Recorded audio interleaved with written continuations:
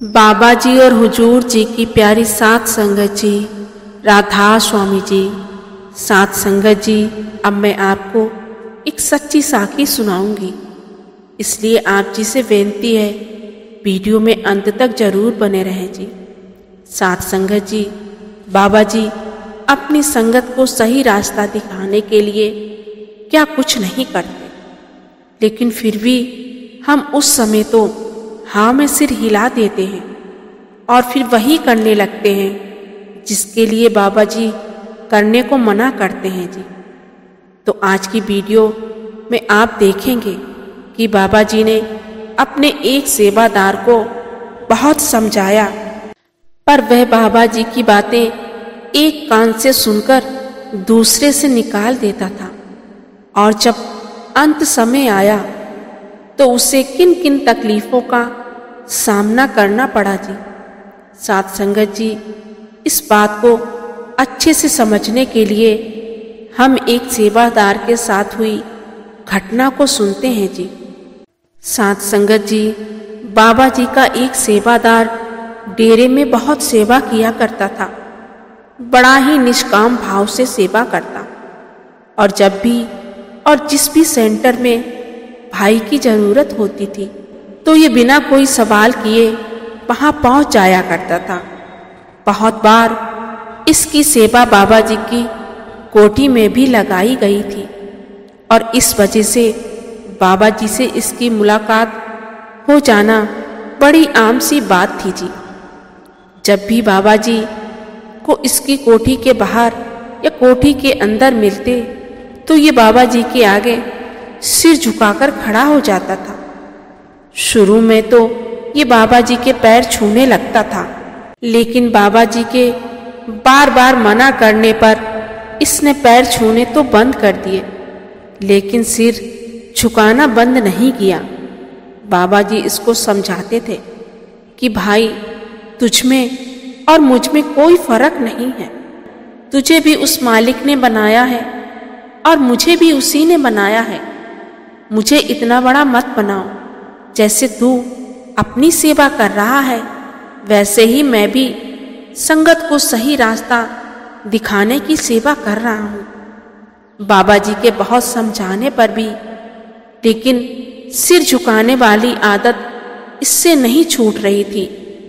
बाबा जी अक्सर इसको सेवा के साथ भजन सिमरन करने की सलाह भी देते थे, लेकिन ये भजन सिमरन बिल्कुल भी नहीं करता था।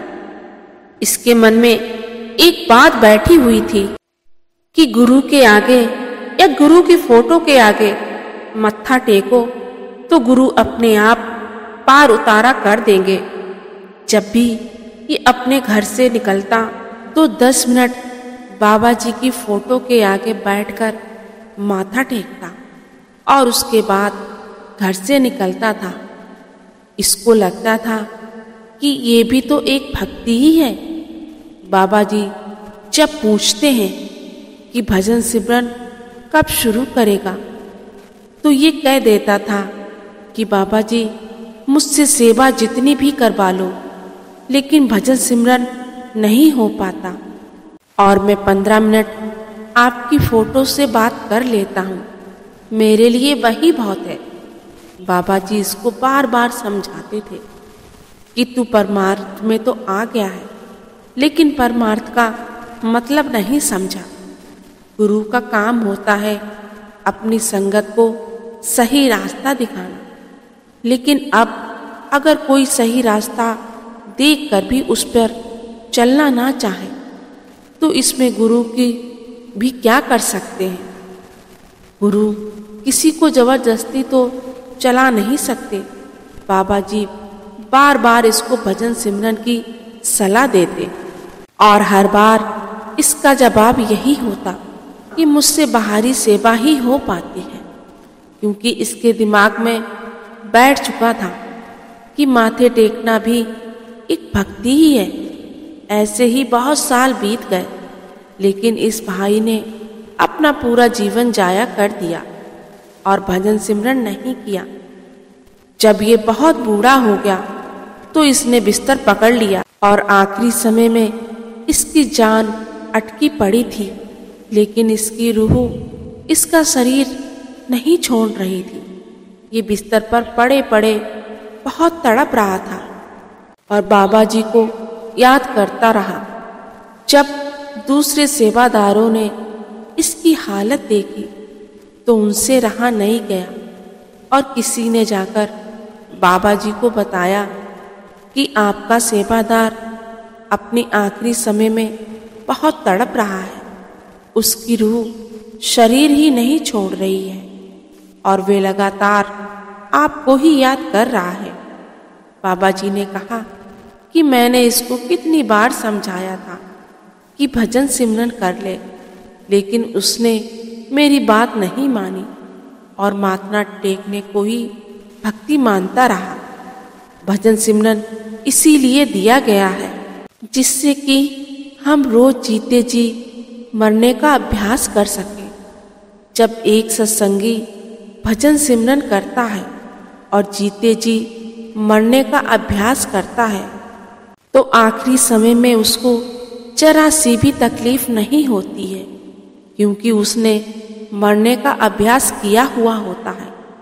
भजन सिमरन करके अभ्यासी की सूरत पैरों से ऊपर उठती हुई माथे तक आ जाती है और जब ऐसे अभ्यासी की मृत्यु होती है तो उसकी रूह को पैरों से माथे तक आने में जरा भी समय नहीं लगता है और बड़ी ही आसानी से उसकी रूह शरीर से मुक्त हो जाती है। लेकिन उसको मैंने बहुत समझाया था पर वो नहीं माना। अब मैं भी उसकी मदद नहीं कर सकता। ये पीड़ा तो उसको ही सहनी पड़ेगी। लेकिन साथ संगत जी, गुरु का दिल तो दया का सागर होता है जी। जब 2-3 बार वही सेवादार फिर से बाबा जी के पास आया और बाबा जी से कहा कि आपका सेवादार बहुत तड़प रहा है, बहुत तकलीफ में है, तो बाबा जी को वहां जाना पड़ा और बाबा जी ने उसके माथे पर हाथ रखा और हाथ रखते ही उसकी रूह ने शरीर छोड़ दिया जी। साथ संगत जी, कहते हैं जिसने भजन सिमरन नहीं किया, नाम से अपनी लिप नहीं जोड़ी और जब उसकी मृत्यु होती है तो उसको इतना दर्द सहना होता है जितना एक साथ 1000 बिच्छू के काटने से होता है। हम ये बात समझते हैं और मानते भी हैं, लेकिन फिर भी हमें क्यों कोई परवाह नहीं है।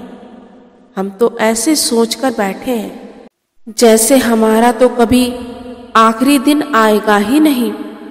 हम तो यहाँ इस संसार में हमेशा के लिए रहने आए हैं, तभी तो हम भजन सिमरन नहीं करते और दुनियावी झमेले में ऐसे उलझे हुए हैं कि हमें परमार्थ की कोई खबर नहीं है।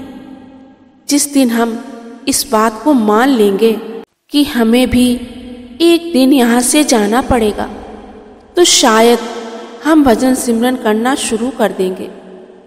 आज अगर हम 20 साल पहले अपनी कोई बात सोचें तो 1 मिनट में हमें 20 साल पहले के वे दिन याद आ जाएंगे। तो सोचो, जब पिछले 20 साल इतनी जल्दी बीत गए तो आने वाले साल भी तो ऐसे ही बीत जाएंगे और तब हम अपने खजाने को देखेंगे तो हम पाएंगे कि हम तो खाली के खाली हैं। हमारी तिजोरी तो भरी ही नहीं। हाँ, लेकिन तब तक हमारे बैंक बैलेंस की तिजोरी जरूर भर चुकी होगी और उस समय वे पैसे हमारे किसी काम के नहीं होंगे। और जिन पैसों और जायदाद को कमाने और जोड़ने के लिए हमने सारी उम्र भाग दौड़ करी है और खुद को मालिक से दूर कर लिया है, फिर हमारे बाद उस जायदाद और पैसे का इस्तेमाल कोई और करेगा। मतलब कुल मिलाकर दोनों तरफ से नुकसान हमारा ही होगा ना। तो दुनियावी पैसा उस समय हमारे किस काम आएगा और ना ही रूहानी दौलत हमारे पास होगी। बाबा जी कहते हैं ये बात ठीक है कि जीवन जीने के लिए काम तो करना ही पड़ेगा, पैसा तो कमाना ही पड़ेगा, लेकिन अगर हमारा मकसद सिर्फ पैसा कमाना है और बैंक बैलेंस को बढ़ाना ही है, तो एक दिन ऐसा जरूर आएगा जब हमें बहुत ज़्यादा पछताना पड़ेगा जी। और जिस दिन यहाँ से चले जाएंगे उसके बाद कुछ नहीं कर पाएंगे। जैसे दुनियावी पैसा जीते जी ही कमाया जा सकता है, बिल्कुल वैसे ही रूहानी दौलत भी जीते जी ही कमाई जा सकती है जी। मरने के बाद कुछ नहीं हो सकता, क्योंकि जो जीते जी अनपढ़ है वे मरने के बाद भी अनपढ़ ही है जी। दुनियावी और रूहानी दौलत में फर्क इतना है कि दुनियावी दौलत जीते जी ही हमारे काम आ सकती है और रूहानी दौलत दोनों में, यानी जीते जी और मरने के बाद भी काम आएगी। बाबा जी सत्संग में एक नहीं हजारों बार कह चुके हैं, नानक के घर केवल नाम।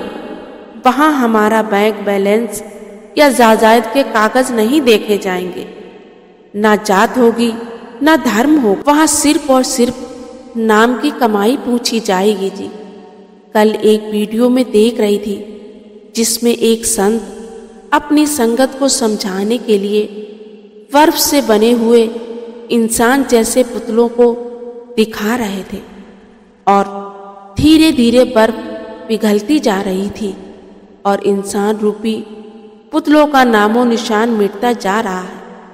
उनके समझाने का मतलब था कि जैसे ये बर्फ लगातार पिघलती जा रही है, बिल्कुल वैसे ही हमारा समय भी बर्फ की तरह पिघलता जा रहा है जी।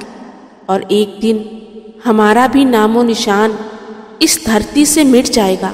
साथ संगत जी, इसी तरह जीवन रूपी बर्फ पिघलने से पहले ही करना है जो भी करना है, उसके बाद कुछ नहीं कर पाएंगे। वीडियो को खत्म करने से पहले एक बार फिर से बाबा जी की कही बात कहना चाहूंगी कि नानक के घर केवल नाम।